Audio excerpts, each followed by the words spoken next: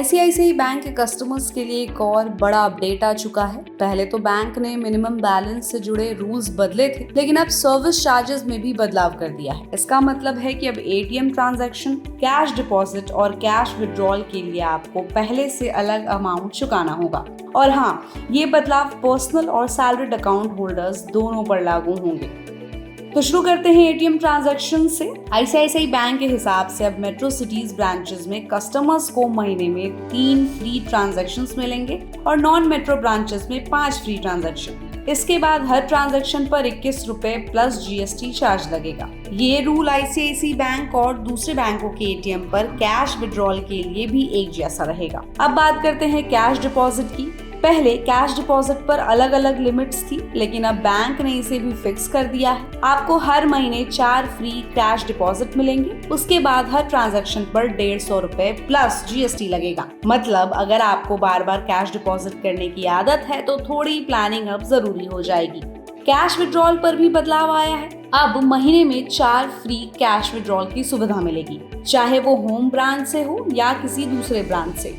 इसके बाद हर विड्रॉल पर 150 रुपए प्लस जीएसटी देना होगा। यहाँ एक बात ध्यान देने वाली है कि ये चार्जेस सिर्फ कैश विड्रॉल के लिए हैं। अकाउंट से डिजिटल ट्रांसफर जैसे नेफ्ट, आरटीजीएस या यूपीआई पर कोई असर नहीं पड़ेगा। बैंक ने ये भी साफ किया है कि कैश डिपॉजिट मशीन यानी कि सीडीएम से फ्री लिमिट के बाद हर डिपॉजिट पर भी यही चार्ज लगेगा। यानी ब्रांच हो या मशीन, रूल्स एकदम बराबर। अब सवाल आता है कि ये बदलाव क्यों?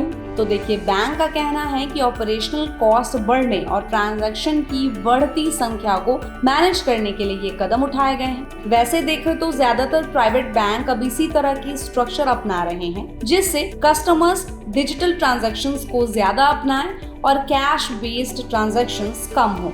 तो आईसीआईसीआई बैंक के कस्टमर्स के लिए ये मैसेज क्लियर है। अगर आप लिमिट के अंदर रहते हैं तो कोई टेंशन नहीं, लेकिन लिमिट पार होते ही हर एक्स्ट्रा ट्रांजैक्शन आपकी जेब हल्की कर देगा।